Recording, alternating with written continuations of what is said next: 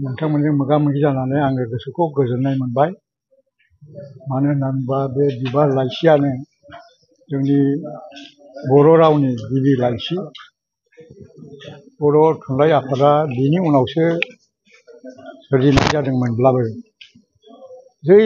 जाय गेदेमाफ्रा बिबार लाइसिखौ बर' सात्र सन्मिलननि जेला बिथांमोनहा खालामदोंमोन, बे समावनो बेखौ लाइसि महरै बिथांमोनहा दिहुनदों। आरो बे बिथांमोनहानो बेसेबा बोसोर गोबावनि उनाव 1952 16 नभेम्बराव बड' थुनलाइ आफादखौ बिथांमोनहा गायसनदों।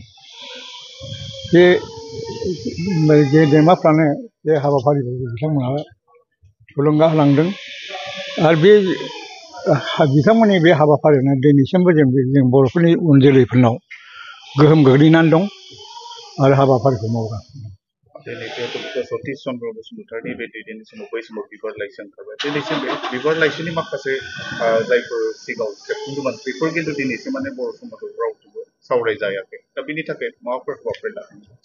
बे हाबाफारिखौथ' क'क्राझाराव माखासे मानसिफ्रा गोदोनि बे बड' माने बाहाय 8 खोन्दो माने बिसार बिथांमोनहा दिहुनदोंमोन। नागिरै नागिरै बिथांमोनहा बेखौ सुजुनानै दिहुनदों आरो दा बेखौ मोननो हायो। आरो थांनाय माखासे दाननि सिगां क'क्राझार सरकारि फरायसालिमायाव बिथांमोनहा बे बिबारनि बे माबाखौनो सानखौ फालिदों। बेबो बिथांमोनहा बिबारखौ आरो गोदानै माखासे सेबखांदों। बे हिसाबै नोंथांमोनहा खबर लायोब्ला क'क्राझार फरायसालिमायाव खबर लायोब्ला बेखौ मोननो हागोन। बिबार लाइसिखौ बुङोसो मानसिफोर बिबार मुगा माबा मुगा, खिन्थु दिनैसिम जों नुबाय फरायगिरिफ्रा खिन्थु बांसिन बिबार लाइसिनि बागै गोबाङानो मिथिनाय। बे पन्डितफोरनि गेजेराव बे दङ दाबो। जिखुनु जिनिसावनो जेनेबा बै समाव जोंहा साहारि आरो खोलाहारि माने जेनेबा दुधनै सुनैफोरखौ बिथिंबो साहित्य चर्चा जादोंमोन, समाज सेबा जादोंमोन। बिथांमोननि गेजेरावबो सानसुमा माखासे दंमोन। बिथांमोना माखासे हाबाफारि मावोमोन आरो दा बे जिनिसखौ पन्डितफोरनि गेजेराव सावरायलायगासिनो दङ। बिसोरो सोर सिगांमोन सोर उनमोन, दा बेखौ उननि समावबो थिग खालामनायनि राहा दं।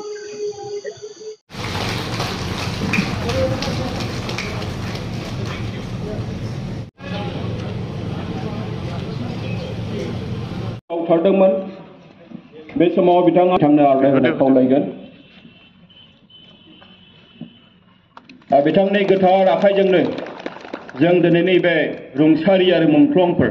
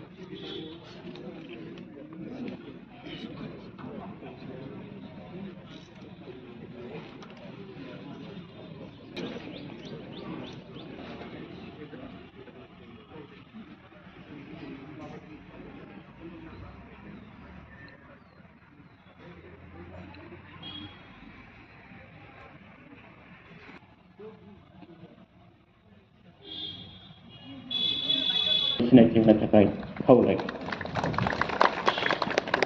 आलासि जायफोर दङ बिथांमोनखौ जोङो दसे सम जिरायनो थाखाय मोनसे जायगा जों लादों। जोंनि हाबाफारिया आं दहायनो बुंखादों।